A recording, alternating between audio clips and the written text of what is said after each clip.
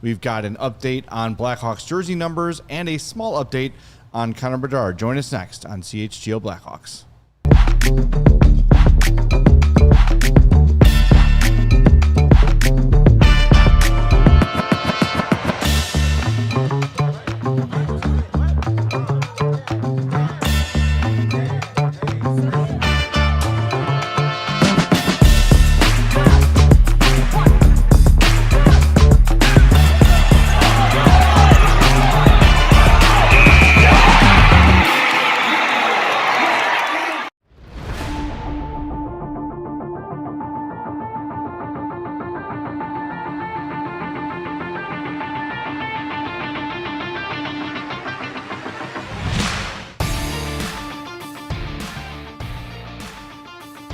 Welcome into the CHGO Blackhawks Podcast. Hope you're having a great Tuesday. I'm Jay Zawaski with Greg Boysen and Mario Tirabassi. Stephen Nicholas is here running the show for us today. We are glad you are here. Do us a favor and hit that like button for us. Make sure you are subscribed to our YouTube page as well. Same deal on your preferred podcast app. We've got a lot to get to today. Your remaining mailbag questions, all of which were very good and very insightful, which is great. And we've got a small injury update on Connor Bedard. That's where we're going to start, and it feels like a really good time to take the temp, presented by our friends at Four Seasons, your trusted local experts for heating, air conditioning, plumbing, sewer, and electric. They've been serving Chicagoland for over 50 years. Visit fourseasonsheatingcooling.com for all their special offers and money-saving coupons. That's fourseasonsheatingcooling.com. All right, Kaibo Hockey is the camp that Connor Bedard has been working out at the last 2 summers. It's where he went down on Thursday, clutching his left elbow. They resumed sessions today, and unsurprisingly, Connor Bedard was not on the ice. So, Greg, Mario, gut reactions seeing that. How are we feeling? The world is over. Shut down the season. No, I don't know. I actually feel better that he's not on the ice, because if he hurt himself, don't go right back out there.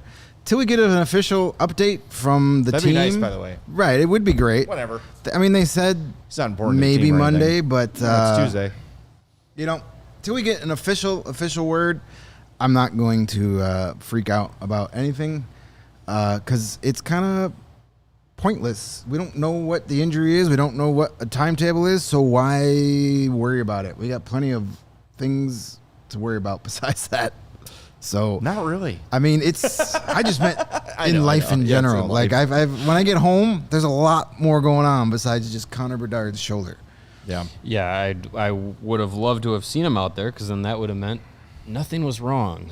Because if something was wrong, he wouldn't be there. So obviously, at least taking a day off for whatever's ailing him, which, again, I think the longer that we don't hear from the organization about where his health is at, you'd think that would be something that they would kind of put out there to quell any worries or fires, or at least control the fire themselves. Yeah, it's just I would like to know what's going on, and I think, especially as we kind of talked about yesterday, he's out not skating, goes off with the injury. Who knows what the severity of it is, but we're also still on the hook for his contract extension. Like it's a lot kind of up in the air, and yeah, in the grand scheme of life, is there much that matters compared to this? No, not that much, but this is the vacuum of the Blackhawks that we are currently living in from 3 p.m. to 4 p.m. Central Time. And yeah, I'd like some information. I'd like some news. That's just me. I just think it's odd that you've got a guy this high profile, going down on video. Every Hawks fan in the world has seen this video and reacted to this video, and it's been 5 days and there hasn't been a peep about it. I just think it's strange. Well, it's also weird that nobody has anything about it. That's what I'm saying. Like, none of the guys who usually are on top of these things are getting anything. Well, they're all at their cottage. Like yesterday, at the same cottage. I said, like, if Caleb Williams or whoever the good player on the Bulls is got hurt, you'd probably have an update by now, right? Mm-hmm. Like, but because it's apparently Vancouver is like the North Pole, and there's no possible way to contact anyone or speak to a doctor or like get a team representative out there to take a look at him. I don't know. I just think there's a lot of panic in the fan base right now. People are unsatisfied with how the offseason has gone so far. Now they see the most important player in the organization leave the ice with a familiar-looking injury and a ton of pain. 5 days go by, and there's not a peep from the organization. To me, that's a little concerning. Like, what are you hiding?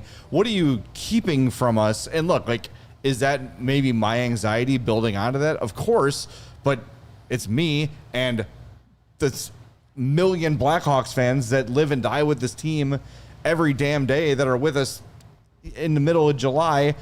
We got 500 people watching us yesterday, right? Like waiting for any sort of update. Yeah. And it's just, there's not a peep.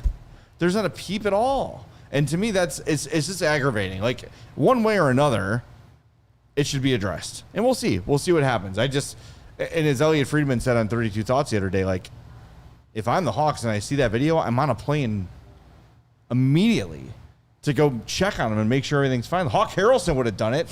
I'm going to go check on him. He would have gone right there. He would have driven right there. He would have driven to Vancouver to check on him. Yeah. It just feels weird. I don't know. It just radio silence on an athlete this high profile in the city and in the NHL.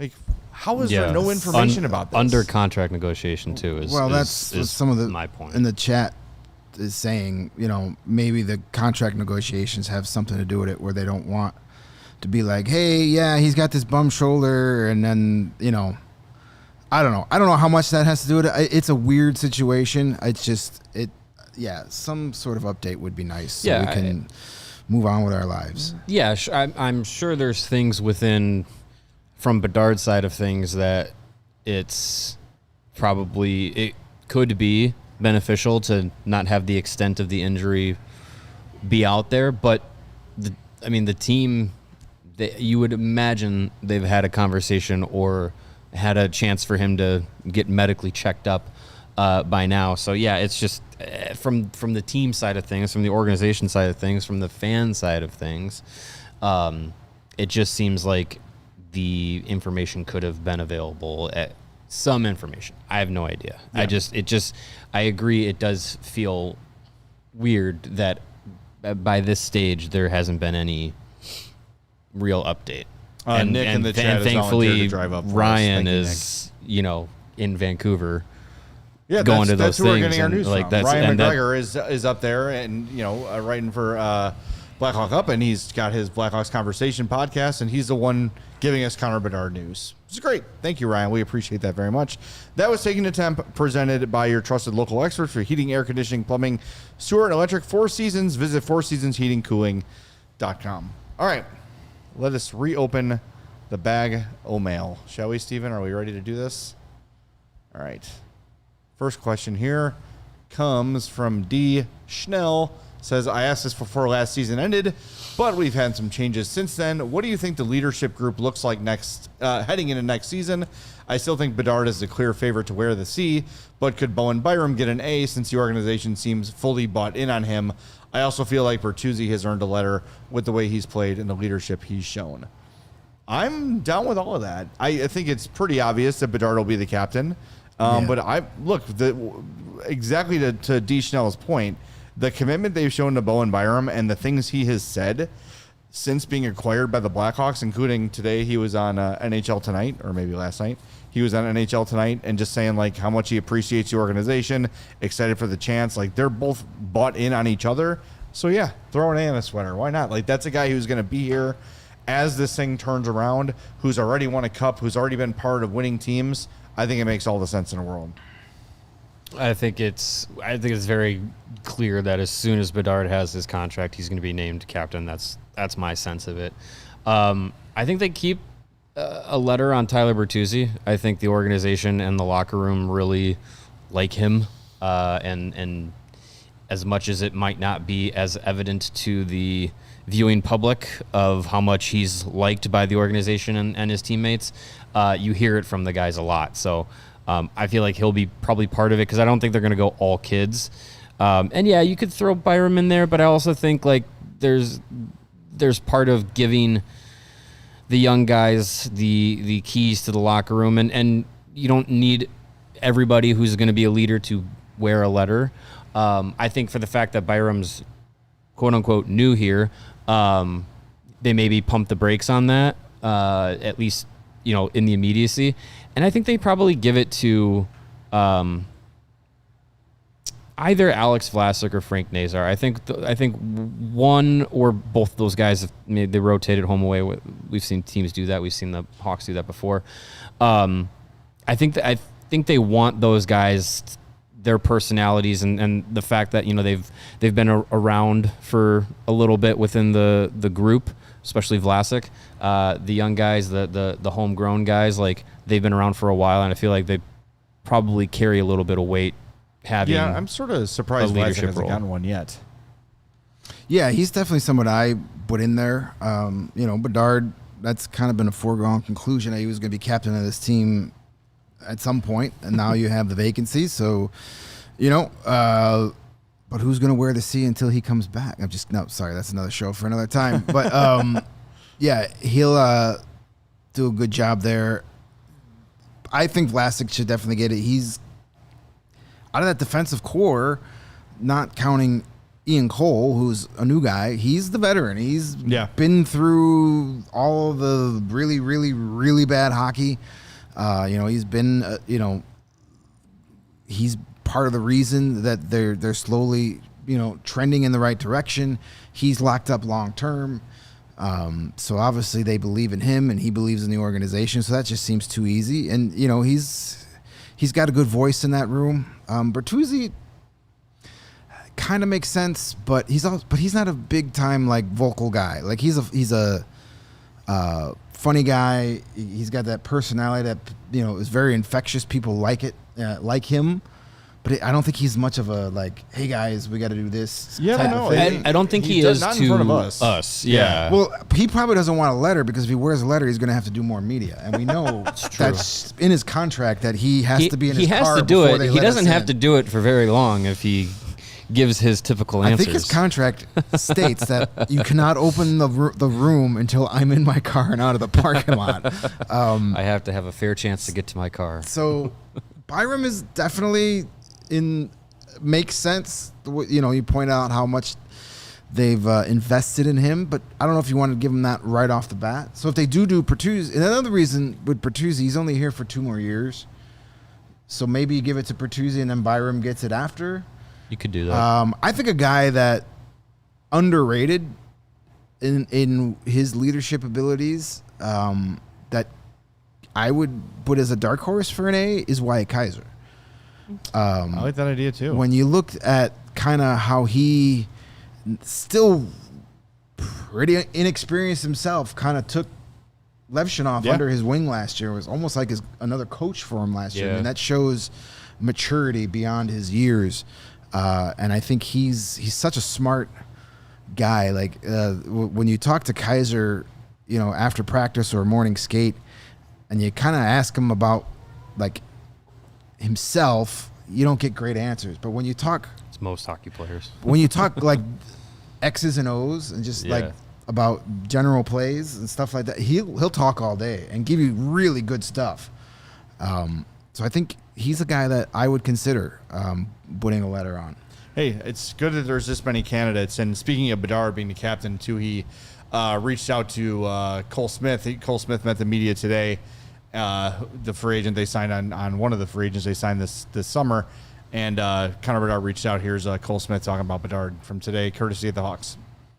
Yeah, well, I think a lot of his game speaks for itself. Obviously, he's a super high-end player. I've heard things about him being a pretty good leader at his young age. He sent me a text when I signed early, which is pretty cool. Coming from a young guy like that, and so I'm actually really looking forward to get to know him and meeting him and seeing what makes him tick. But you see what he brings on the ice, and I think you see last year when he got hurt, kind of what they're missing and what he brings to the team, and so he's an integral person for this team, and so I'm excited to meet him and get to know him and everything. All right, it's Cole Smith, courtesy of the Hawks. He also earlier in the session was kind of asked, like, what sold you on Chicago? And aside from the term, 3 years, which was really important to him with a young kid on the born. He's got a young baby now. Having that security is nice, but also mentioned that the team told him they're ready to win now. They want to win now. So that shift in mindset that we've sort of been speculating confirmed today by Cole Smith. So that was good to hear. I think it's pretty cool that Connor Bedard reached out to a incoming free agent right before he skips town by signing an offer sheet. I mean, that's a pretty nice move for him. Come play with me in Vancouver, where I'm dying to go. Welcome to Chicago. Hold on, let me sign this. Sorry, not my problem anymore. Damn, no, good I point think by you. Yeah. No, I think that's just another of the 1 million clear as day signs we've been given that's not going to be a thing. You don't have a guy who's not committed to the organization reaching out and welcoming in new guys. I think it's just it's more of a sign of a guy that's committed to the group, and it's one of those things that, like, talk about captains and leaders and being in that role, and just one of those things that's not just wearing a letter and being rah-rah in the locker room. It's welcoming guys to the team and being someone who can be that kind of presence. So I think, again, it's more of the runway of maturity that Bedard has had since he stepped into the league. Like, making him captain at 18, 19 years old would have been, you could have done it. Would have been very, very hard to do for him to have that on his shoulders. The greatest Hawks captain ever said, "Don't do that right away." Yeah. So, you wait, you give a few years, and then it's, again, his contract's going to get done. It's just for how long and for how much. All right, we're going to hit the break zone for the first time. When we do that, you hit the like button. We'll be back in 2 minutes with more of your mailbag questions next on CHGO Blackhawks.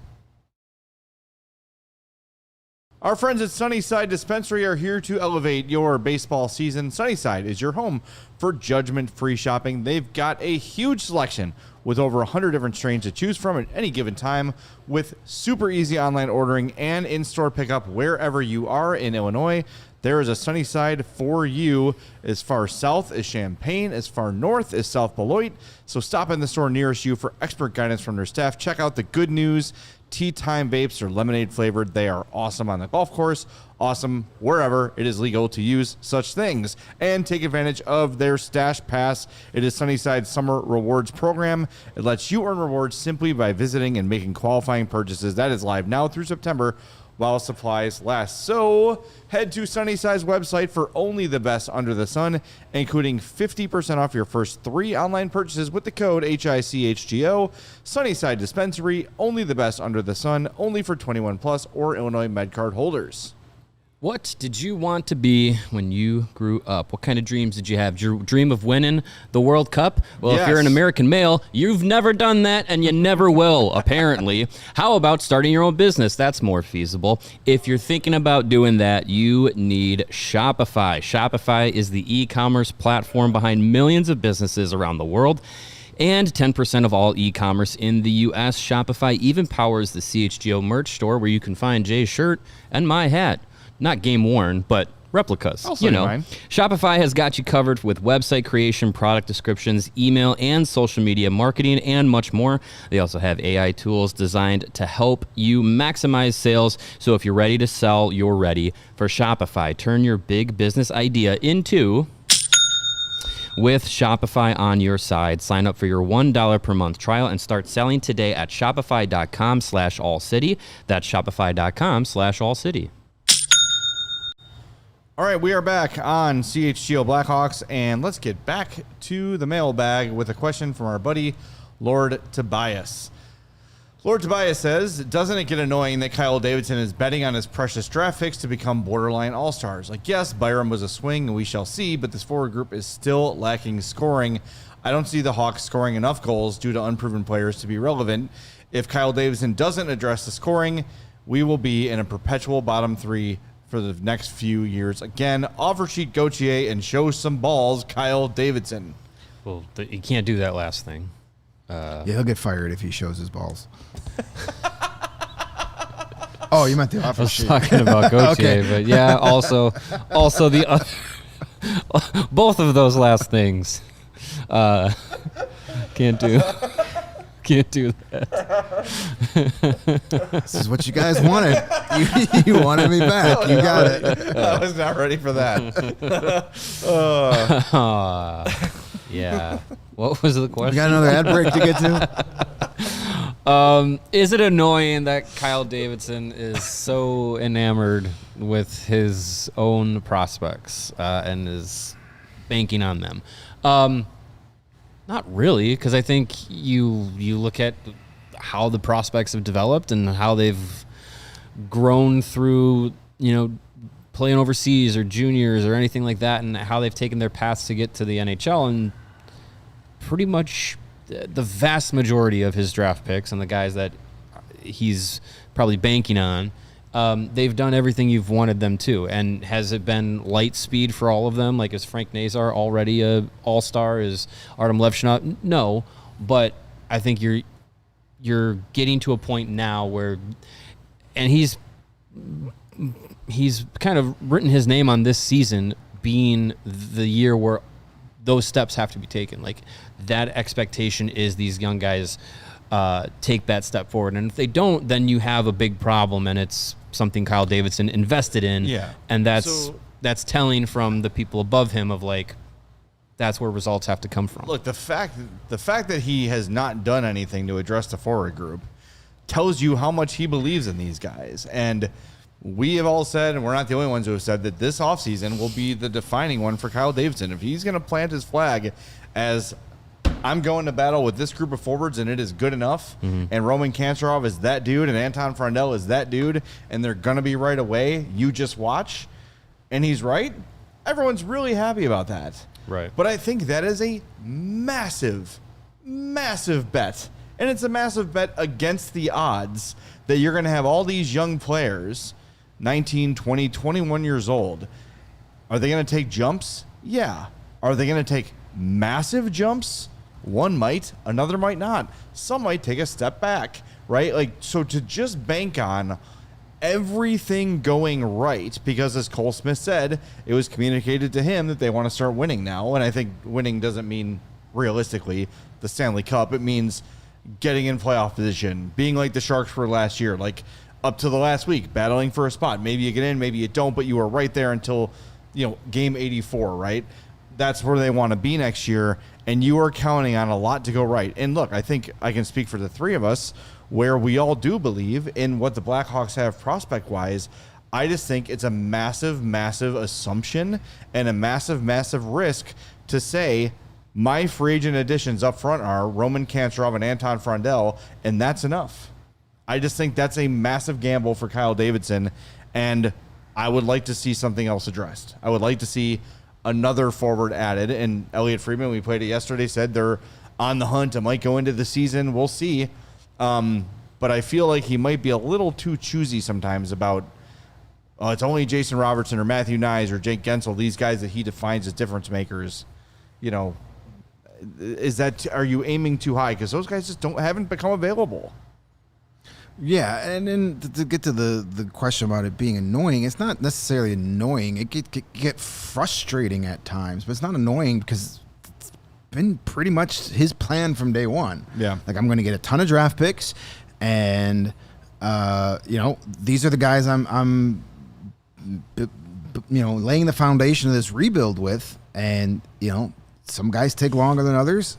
Some of these guys won't pan out, and if too many of these guys don't pan out, then there'll be somebody else in here to try a different philosophy. So I understand, the frustration, but it's like, I don't think the rebuild as a whole is as far behind schedule as some people want it to say. I think maybe I was kind of hoping 2 years ago was going to be a bigger jump when you brought in Bertuzzi and you brought in Teravainen, and you were like, okay, this team should be better. TJ Brody. Exactly. I mean, you get the leadership of TJ Brody, and yeah, I mean, I thought we were going to see them jump up into the mid 70s the previous year, to where this year they could have been, that mid 80s, flirting with 90s, flirting with a wild card team. So, but that season just didn't. So many things went wrong that year that it kind of, the wheels were spinning in the mud for a season. But then you had last year was a nice, I know overall standings not much of an improvement, but just you saw strides be made. So now you need to take that even further. Yeah, I think it's important to remind ourselves like how we felt about this team for the first couple months of the season, and when Connor Bedard was healthy, and and Andre Burakovsky was actually like a functioning hockey player and putting pucks in nets and getting assists, and like the team was playing its best hockey of the year. And I think you could find your internet graph people to tell you like, well, it was all smoke and mirrors and whatever. Fine, but the team looked better. They looked more competitive. They looked like they were ready to take another level. And then Bedard gets hurt, and Nazar gets hurt, and then there's Nazar slump, and then Burakovsky does nothing because let's be honest, Burakovsky is probably never right from that concussion. And things just kind of fell apart. And then you sold at the deadline, and then you had 12-year-olds playing defense for the final stretch, and you ended up bottom 3 again, which I don't think anyone expected. If I told you December 1st last year, the Hawks are going to be a bottom 3 team at the end of this, I don't think anyone would have believed that based on how they were playing. Right. So, look, it's not a bad bet that young players are going to get better and take a step. But I think he might be counting on the step to be a little bigger than it's actually going to be. Because it feels to me like he's just like winger for Bedard, Roman Kanserov. Come on, guy led the KHL in scoring. Like, he's going to come here and be great right away.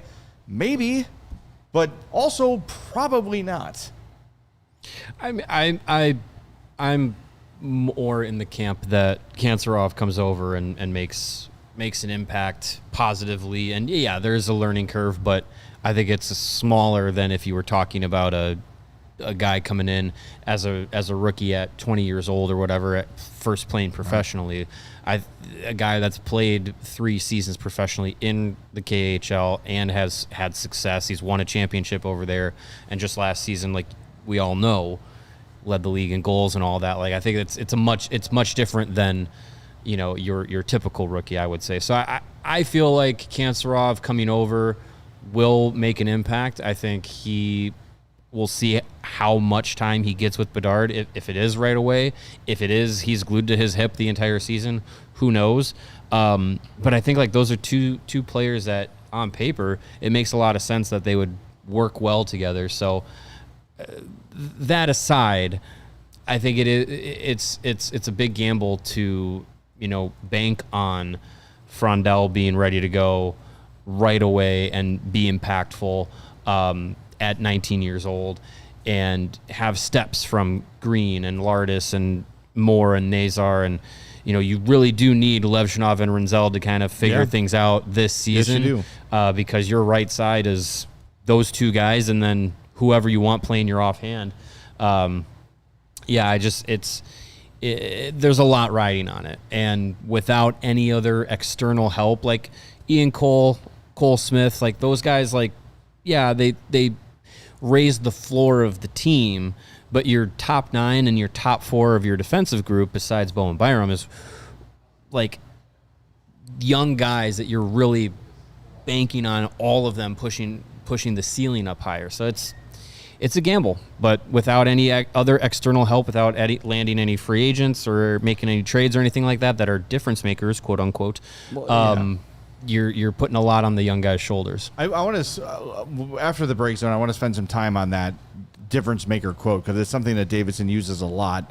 I kind of want to try to find a way to define that. But just like, if the Hawks had signed Cole Smith, Ian Cole Komet, Nat King Cole, Coleslaw. If all the Coles had signed, you trade for Bowen Byram and you sign Mason Marchment, how different would this offseason feel?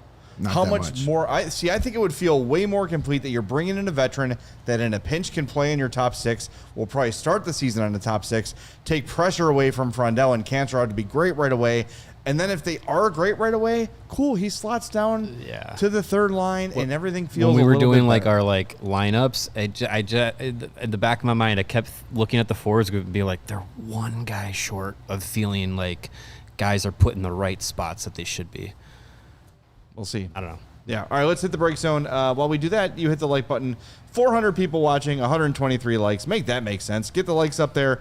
We'd appreciate that big time. And while you're here, you might as well subscribe. We are very close. Did we get it? 110,000? No? Yeah. We got to be right there. All right, let's go. Let's get over the hump today. Whether it's on the field or in your financial life, the best teams win by delivering excellence at every level. At Old National Bank, they believe every play matters. From everyday checking to long-term planning and commercial banking, their team is here to build momentum and help you move the ball forward. It all starts with a plan tailored to you by professionals you can trust. From simple tasks to bigger financial moments, you can count on Old National to coordinate your needs with steady, knowledgeable guidance that brings clarity and confidence every step of the way. It's a partnership designed to help you feel supported, not just today, but well into the future. My family uses Old National Bank. Your family should use Old National Bank. They were great when we would experience one of life's little changes last summer. So whether you're celebrating a win, rebuilding after a tough loss, or gearing up for whatever comes next, they've got your back with tools, insights, and an expert crew that's always in your corner. Old National Bank, member FDIC, where relationships and results matter. What if you could have reliable and intelligent Wi-Fi, and what if you could keep it at the same price for 5 years? That is the Xfinity 5-year price guarantee. Imagine Wi-Fi that makes everything in your home work together. It can find and fix problems before you even notice them. It's like super intelligent Wi-Fi with a sixth sense, and that lets you stream the game even when the whole family is online from whatever room they're in, whoever they may be.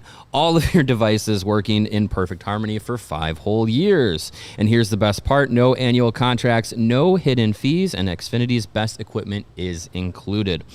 Take it from us, a lot can change in 5 years. Championships are won, records are broken, dreams grow bigger, but your Wi-Fi, it should stay reliable, and the price should stay put. Lock in your price and unlock the possibilities with Xfinity. Learn more at xfinity.com. Xfinity, imagine that. This is for select plans only, and restrictions do apply. All right. Thank you for the likes. Thanks for the subscribes. We appreciate that big time. So just to kind of tie a bow in this conversation, Steven, can we pull up the Elliot Friedman audio from yesterday? I know we played this yesterday, but in case you missed it, he talked about the Blackhawks and their continuing search to add forwards on yesterday's pod. Now, the one thing I really believe is that they are looking for forwards, and they've tried before, and they'll continue trying. And even if it doesn't happen this summer, into next season, if Chicago finds out that any forward is available that they think they can make a difference, they will be on it. And someone made that point to me today that even if they don't get it done this summer, watch it during the year. Chicago will be hunting for forwards. Okay, that's great to hear. And I believe that. I do think Kyle Davidson's looking, but that term, difference maker, needle mover, we've heard that a lot. Kyle Davidson always says those words, and says it has to make sense. It has to make sense for us to add it. So yesterday I put together a list of, and with the three of us did, a list of guys that, like, through our tenure here at CHGO, we've discussed, like, the Hawks pursuing actively. So JJ Peterka, Mitch Marner, Alex Tuck, Anders Lee, Jason Robertson, Matthew Nye, Sam Bennett, AJ Greer, Mason Marchment, Jake Gensel, Steven Stamkos, Brock Besser, Nikolai Ehlers, Connor Garland, John Tavares, Elias Pettersson, and Maverick Bork. Of those names, You forgot one. who did I forget? Come on. Phil Kessel. Okay, I'll put on the list just for Mario. All right, Phil Kessel. Okay, of those names, I believe we have confirmation that they pursued 3 of them: Robertson, Nyes, and Gensel. Yeah, those ones that there's concrete evidence that they did. Yeah. Now, on that list, aside from Marner, who is basically a one-destination guy, and Stamkos, those are the 3 probably highest quality names when you compare it to where the team is. When he says has to make sense, he's not looking to add Steven Stamkos 2 years ago. Didn't make sense at that point, right? A 34-year, whatever he was 2 years ago, right? Sure. But Robertson makes sense. Nyes makes sense. Gensel, in his mind, made sense 2 years ago when he tried to get him. So is this the bar he is setting for, in his mind, difference makers, guys that make sense for the Blackhawks. Difference maker forward. I think you from that list and kind of how he's presented it, it's got to be a player that you can say pencils into a top 6 on most NHL teams, if not all of them. And those guys, it's hard to find them and have them be available. We saw with the recent trade markets, like with Nyes and with Robertson, like those are guys that fit that mold, and for them to be on the up in the air, trades, contracts expiring, all that stuff, like it's been rare that's been the case. Marner almost getting to free agency, like that would have been huge, and I just think that it's hard to kind of bank on that. And as Friedman said, like this will be something that they track going into the season, and it's like, okay, well, how far into the season is a difference maker forward going to become available in November that you're going to try and get in on? Are you going to buy at the trade deadline, factoring that this team very likely is not in it at the trade deadline? See, like that's it. And like the only hope would be like some team with expectations absolutely sucks. Right. And just gets off to a horrible start, and they're like, oh my God, we have to just completely sell off everything as quickly as we can and start this thing over as quickly as possible, finish as bad as we can, right? Like all that's your hope, but like that doesn't happen very often. We're a team, you probably point to last year's Panthers as like, oh my God, this sucks, but that's all injuries. Well, and they weren't in a position that they were like, oh no, we're out of it, we got to sell, right? Because they locked up all their players. Yeah. So it's just the possibility of these guys coming available is very, very hard. So, I mean, long story boring.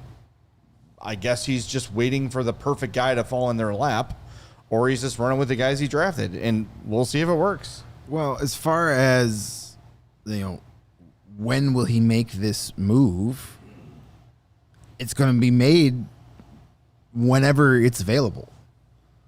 You say, oh, he wouldn't, if they're out of it deadline, why would they add? Well, if it's a guy that is going to be that long-term piece, like Robert, like those 3 guys, Gensel would have been a long-term deal. Yeah. Robertson, if you're gonna lock up for a long time. Nyes is locked. Like, it doesn't matter when you get him. You're going to go get him. Like, you can be 20 points out of a playoff spot at the deadline, and if that guy is available, you're going to make your best offer. It doesn't make sense for this year, but that's the kind of guy you're bringing in for the next 5 or 6.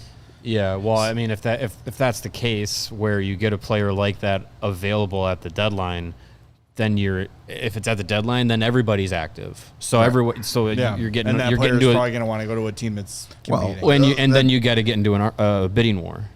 And that's when those 3 first-round picks that they have for next year become more valuable. Sure. Those picks will be more valuable as we get closer to that draft than they were this summer. So, yeah, there'll be more of a bidding war and those things, but you say, then the player, not every player has that no movement clause that can decide where to go. That's a factor in this, too. Mitch Marner got to choose where he went. He's not picking the Blackhawks at that point. He wants to go to Vegas for numerous reasons. I'm sure the lack of media circus was one of near the top of his list. Having a really good team also at the top of that list. Vegas became a media circus for other reasons. Well, but still nowhere near the amount of that goes on in Toronto on a Tuesday. So you've got.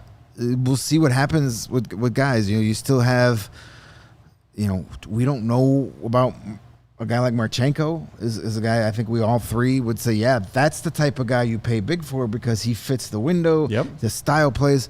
But we don't know what's going on in Columbus. One day everybody wants out. The next day they all sat down around the campfire and saying kumbaya and it's all good and we're all staying forever. The Columbus thing, it seemed to like that fire has been extinguished until the season starts and Marchenko's bonus is playing Marchenko on the 3rd line 9 minutes a night and he wants out. Here's and maybe this is what Kyle Davidson's banking on, and I do appreciate, and you could scoff at this because of the Byram trade, that like maybe he's just got a place he will not go for guys, right? Like, we know that the ask for Nyes was Levshinov and 2 last year, right? No, it was before they drafted Frondell. No, that wasn't the Nyes trade. The Nyes trade was The Hagel Four trade. and Frondell. The original Nyes trade was Fleury and Hagel. Yeah. But didn't they revisit no, that it was last year? that was the Leafs wanted Levshinov. The trade that would have been the Frondell pick was trying to get to 4 to get Demidov. The Nyes trade was pick number 4 this year and Levshinov. Okay. It was Levshinov or Frondell. Yeah. Either way, you don't give up. So that guy. he's setting a price, and I heard Elliot Friedman mention, I can't remember which GM he was talking about, but said like he was talking about I think it was a Mike Cylinder trade. I don't know, the Cylinder's in my head for some reason. One of the many. But like, I set my price for this player as a 3rd round pick, and if I set that price and then at the last minute say, all right, I'll take a 5th, then every GM in the league knows that they can just wait me out, and I'm going to give them what they want. Panic move. So you don't want a GM to do that. So maybe, just maybe, Kyle Davidson's looking at this thing and saying, Jason Robertson's going to arbitration. He's going to get a 1-year deal, and he's going to become an unrestricted free agent. And we've got a year to prove to Jason Robertson that Chicago is a place he wants to be. And another thing Elliot Friedman said yesterday was, no one wanted to go to Buffalo until right now. No one cared about Owen Power and Rasmus Dahlin when they were in last place at Christmas. No one cared about them before that. No one cared about any of the other young prospects they had until the Sabres got in the playoffs and made some noise. And now all of a sudden, Connor Hellebuck is willing to go to Buffalo, and Vincent Trocheck is willing to go to Buffalo, and maybe Patrick Kane now is finally willing to go to Buffalo. He's always been willing to go because they just never sent him there. The feel around Buffalo has changed.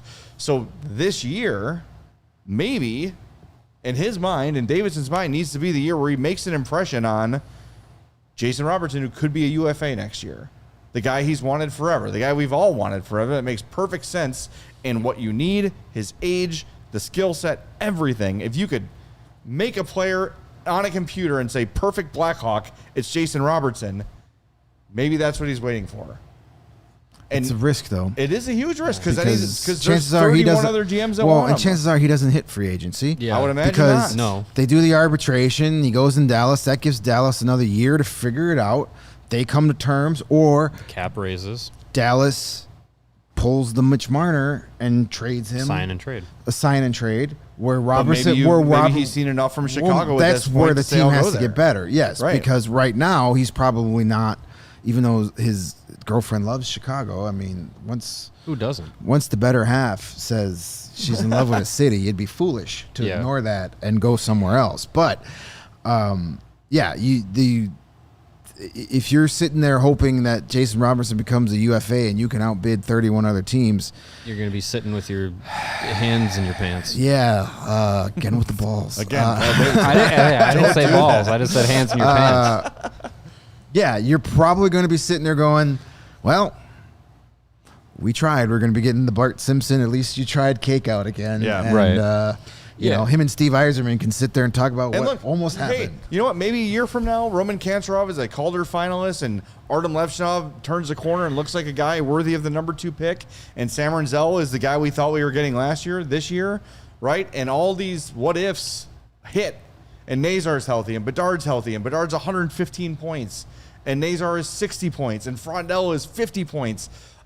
All of a sudden, like, oh, we don't need any of these guys. We've got all this stuff here already. Right, like, and somebody said in the chat, can you go up a little? I think it was Tim. We don't need to make the playoffs, Jay. We just need to create exciting hockey. The Sharks have done that well. The bromance between Celebrini and Smith, et cetera, it all works. And I'm telling you, the Hawks were on their way there until Bedard got hurt. Do you remember that game in St. Louis? Yes, remember that. Where they kicked the crap out of St. Louis Bedard on and national Nazar TV. were being interviewed together And by they the did TNT crew. And basically, yeah, that was the DX mechanic. the on live TV. Blackhawks had those Shark vibes early in They the season. did, yes. And then it got derailed. The narrative had changed. Yeah, I mean, you're right. They need to create more exciting hockey, and Kantarov and Frondell should do that. They should make this team better and more exciting and score more goals and win more games. So I think if just go ahead. to let's veer it back. And Dougie in the chat says, again, maybe.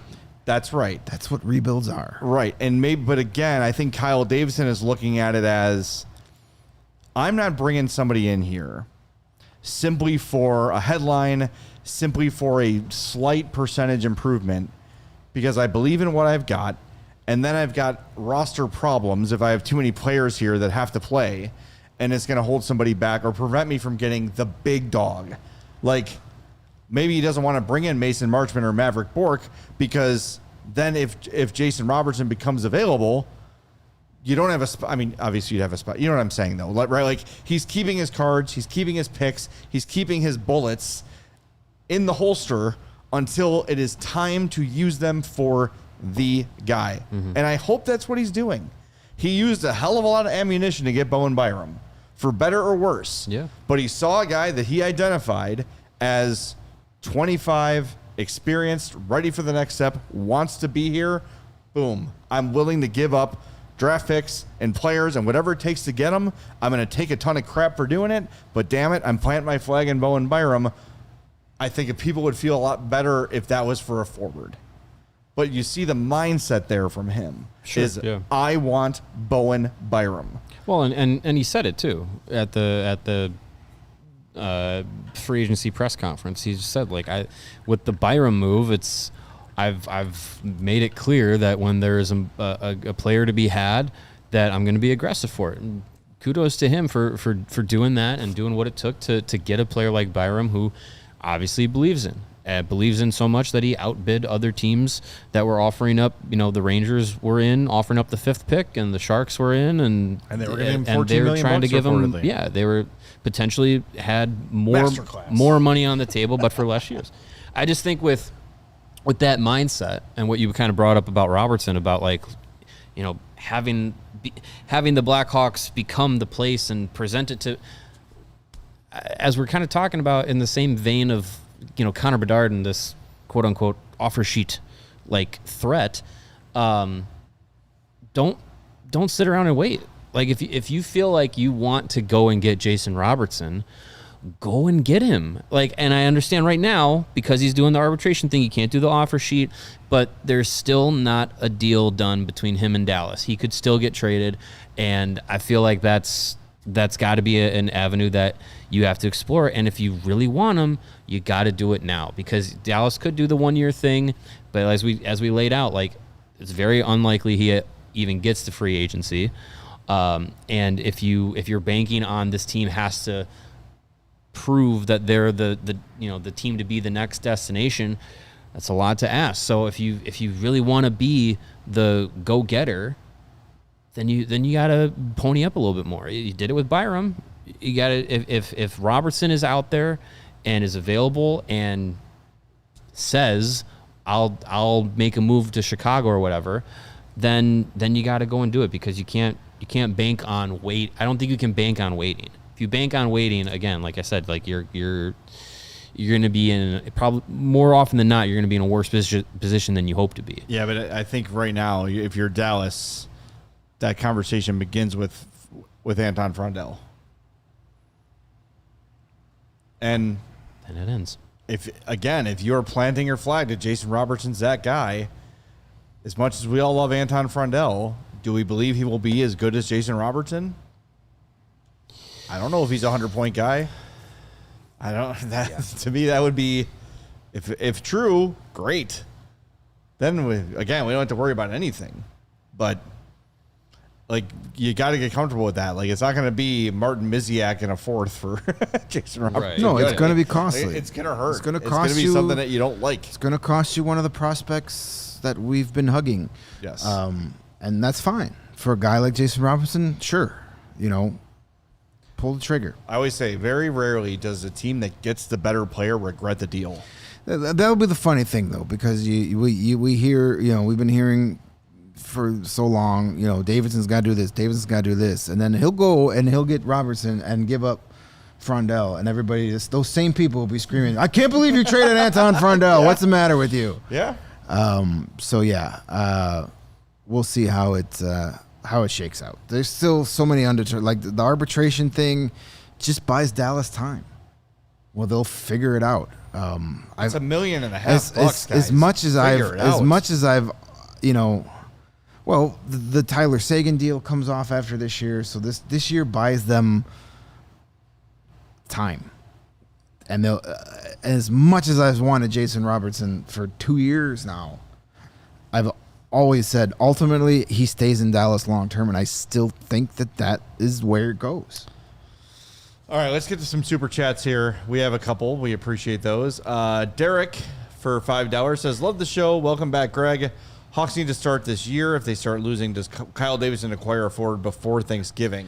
I think Kyle Davidson acquires that forward when that forward that he's looking for is available. Yeah, that's kind of the conversation we're having. I know you said that a while ago, so thank you. And if it's before Thanksgiving, awesome. If it's before Halloween, awesome. If it's before training camp, awesome. But I mean, look, if it's Thanksgiving, if and the Hawks are like, we need to make a trade to get better, things are not going well. Well, then he might really be feeling the pressure and make a silly move. You might where see you're like, ugh. trying to save my job move. Maybe. Right. If October is bad, man, it's going to be an interesting chat. Brian, for $10, says Nemitz and Minchikov contracts set a precedent that Rinzel and Levchinov can be bad this year and still require $7-8 million AAV deals in the offseason. Should Kyle Davidson risk giving one an extension even before they prove themselves? I don't think either one of their agents is looking to sign an extension right now. I don't think so, yeah. Because those guys have a lot to prove. And, that's something he's always, he did it with Nazar. He got ahead of it with him. He did. Got ahead of it with Vlasic. But, I don't know. Listen, if you want to offer those guys reasonable money for 4 or 5 years, I'm for it. Because, if they both come out and take those jumps that they're expecting them to, then their AAV goes up, probably closer to that $7-8 million. So Cap Wages has the AFP Analytics contract estimates. For Levchinov, it's predicting 6 by 6.185 or 3 by 3.043. For Rinzel, it's 6 by 5.9 or 2 by 2.7. If Kyle Davidson wants to sign those two guys or those 2 6-year deals this offseason, great. Give them. I don't think either one of matching $7 million deals. I don't think either one of their camps are interested right now in doing that. Yeah, I think that they're probably more in line with letting those guys play and dictating a little bit more of their contract. But I mean, if Kyle Davidson stepped out and said, we've given Sam Rinzel and Artem Levchinov prior to this season or at some point in the middle of the season $7 or $8 million contract extensions per year, you'd have to see both of those guys playing at all-star levels to really justify that. Because, again, there's a lot that needs to be proven this year, or there's big steps that need to be taken. I think you got to let those guys play before you're giving out those kinds of extensions. Because if they have improvement, but it's not, oh my God, this guy is definitely that number 2 pick, or Sam Rinzel is panned out, he's looking like that number, that second line defender and the guy that can be on the power play, all that stuff. If they don't look like that, then I would much rather do some sort of bridge deal where, like you said, like a 2 or a 3 year deal or something like that, to kind of be like, okay, we saw the progress, but I don't know if we're at the point where we're giving you the bag. That might ultimately, it will ultimately cost them more money down the road. Sure. But it's not my money. You gotta, it feels, I don't know. You take a guy second overall, and let's be real. Levchinov has struggled. It has not been seashells and balloons since he arrived in the NHL. Right? There's been punishments for oversleeping. There's been some concerning things we've seen. There have also been some things that are really, really encouraging and make you say, "Oh, okay. Well, there's what they saw when they took him number 2." Maybe not as often as we'd like. But if you give him that bridge deal and he hits, he turns 23 and then breaks out, then all of a sudden you're talking 2 numbers in front of that first comma.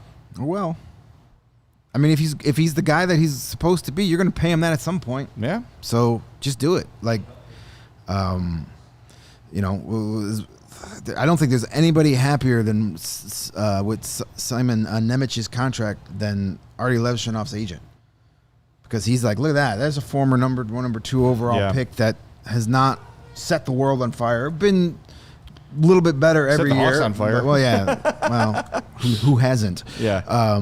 But he's a guy that hasn't lived up to full expectations yet, but they still paid him big bucks. Yeah. So he's going, yeah, I like that. That gives him something to point at if Levshinov doesn't have that breakout season this year. He signed for 5 years at 7.25. Yeah, so him and Minchikov pretty much got the same deal. I would take that bet on Renzel and Levshinov.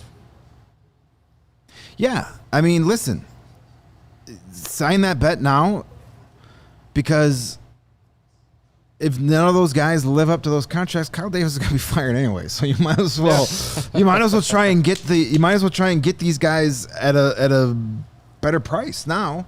Yeah. Because if they are all stink anyway, you're gone. So who cares? All right, should we get another mailbag in here before we go? Let's just throw one in More here. bags. Just throw one in there. This from Alex A. Swiss. Says, in light of the latest injury to Bedard, I think the Hawks shouldn't build the team around one guy, especially since he could leave the team someday or keep getting hurt. Just build a good team in which next man up is the identity. To use that cliche phrase, look at Florida, Carolina, or brother playoff hockey. I don't know what that part means. Brother. But, Brother, playoff hockey. yeah. I don't think they're doing that. I mean, look, like, Connor Bedard is the centerpiece of it. I think part of the reason it might feel that way is because a lot of the other players they've invested in have been defensemen.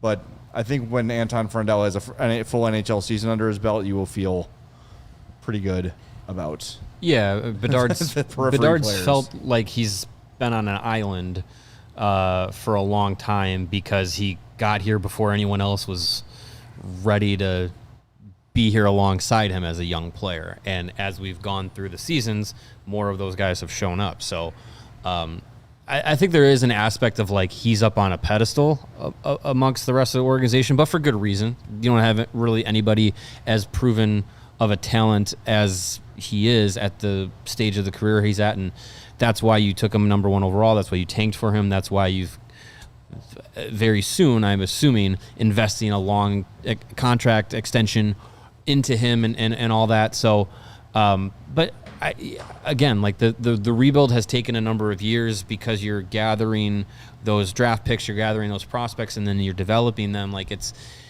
never been solely about Connor Bedard. If it was, they would have won the lottery, took him first overall, and then went into free agency in the summer of 2023 and blew all their money, made a bunch of trades, and they would have done what, like the Oilers or the Penguins did when they got Crosby and McDavid, where it was like, oh, we got to compete right away. And we would have had to stop at multiple Kentucky gas stations. Sure. Yeah. Somewhere in the middle of that would have been a lot. So, yeah, I mean, it's felt like everything hinges on Bedard, but I think as these young guys start to grow, as we see, like you said, Frandell and Nazar continue to develop. We see what you have in Kanserov and these young guys he brought in Byram. Like it's trying to spread out a little bit of that weight, so it's not just Bedard trying to do everything. Because I mean, look at the Sharks last year. They were a Macklin Celebrini injury away from being right in the basement with the Blackhawks, as they were a Bedard and Nazar injury away from feeling like a team that was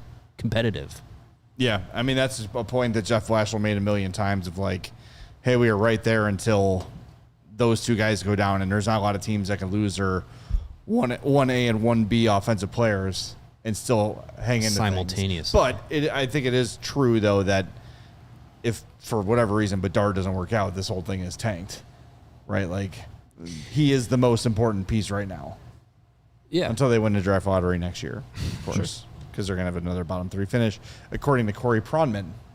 Oh, yeah. He's always on top of Why stuff. are we still listening to anything that guy says? Because it validates your opinion, Greg. That's I will say, if they do have to be on the bottom again, and we have to endure that, top of this draft class is pretty good.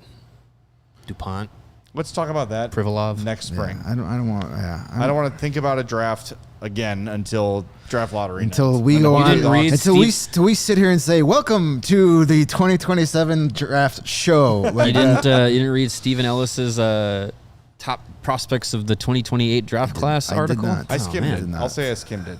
I did not. All right, we're going to wrap things up. We will be back tomorrow at 3. Don't miss it. Thursday, by the way, Brendan Perlini is going to sit with us, too, and just talk some hockey. So if you have any It's going to be a questions for crowded him, desk. let us know. Yeah, it'll be fun. We're going to need a bigger boat. You can sit Talk to on my everybody lap. then tomorrow at 3, and then Thursday at 3. You know what the deal. We're on at 3. Talk to you then. Bye. We all silly like the mayor.